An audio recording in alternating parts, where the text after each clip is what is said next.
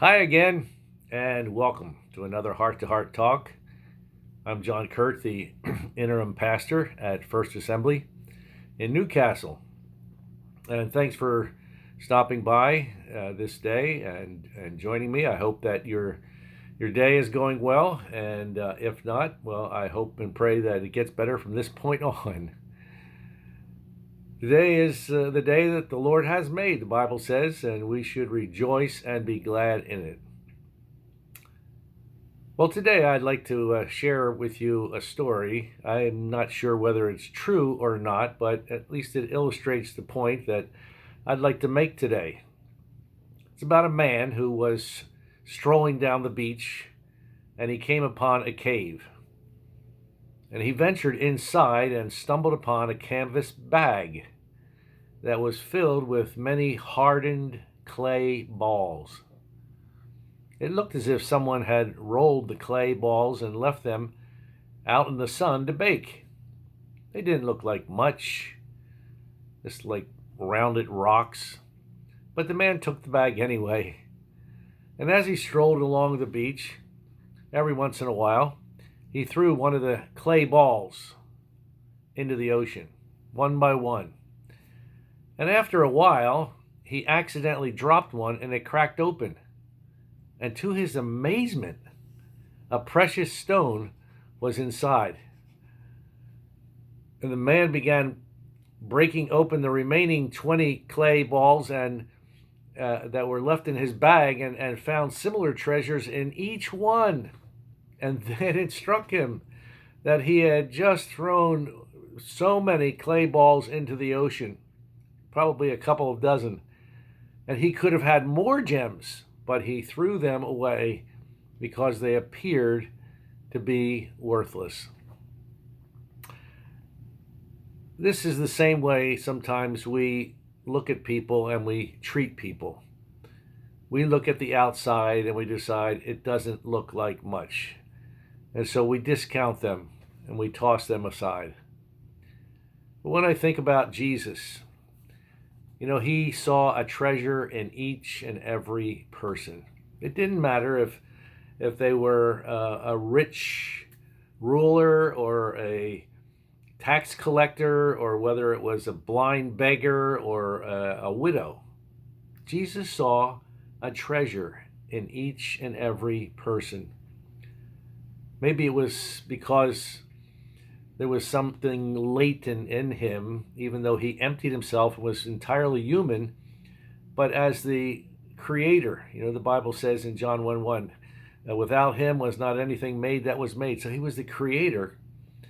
And he knew in people there was a treasure in each and every person. And Jesus went after that. And he tried to touch every life that he came across. And I think as believers, we must take the time for people, no matter who they are, no matter whether they're educated or not educated, whether they're rich or whether they're poor, whether they agree with us politically or not. And in these days, that's saying something.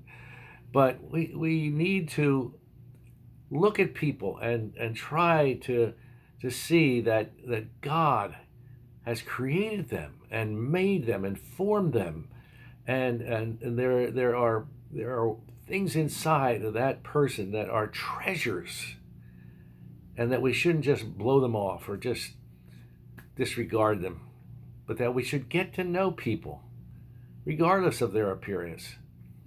And if we always see others as Jesus did, we'll be less likely to throw away a fortune of friendships, as well as throwing away many opportunities to bring out the best in people, to bring out the treasure inside of them. And so I trust that each and every one of us will take that to heart, that we will look with the eyes of Jesus, and that we will have a heart for people and minister to them. I believe that would be very pleasing to the Lord, and He'd be very pleased with us if we did that. Well, that's my thought for today, and I hope it uh, challenges you to look at each person a different way. And I'd like to thank you for being here. I'm so thankful for each and every one of you, and each one of you are a treasure to me. I don't know all of you. Maybe I do, but I don't know who's watching and who's not. But nevertheless, you are a treasure to God and to man, and I trust that you will allow God to work in your life and use you for His honor and for His glory. Well, I'd like to just invite you once again to um, First Assembly. We would love to have you visit. If you're a member, well, we are thankful for your faithfulness. But if you're watching and you've not visited First Assembly, um, why don't you just decide to do that? Uh, Tonight, this is Wednesday, um, August the 19th, I believe. My son Jonathan is going to be speaking at the prayer meeting, and he's going to be sharing his ministry that he has at the University of Minnesota, reaching Chinese young people and other young people as well through the ministry of Chi Alpha. John spent about 6 years in China. Him and his wife, they had a ministry there, and they're going to be visiting with us for the next few days. And they happen to be able to be there tonight at the prayer meeting. So if you can make it, come on out. Many of you know my family from 40 years ago.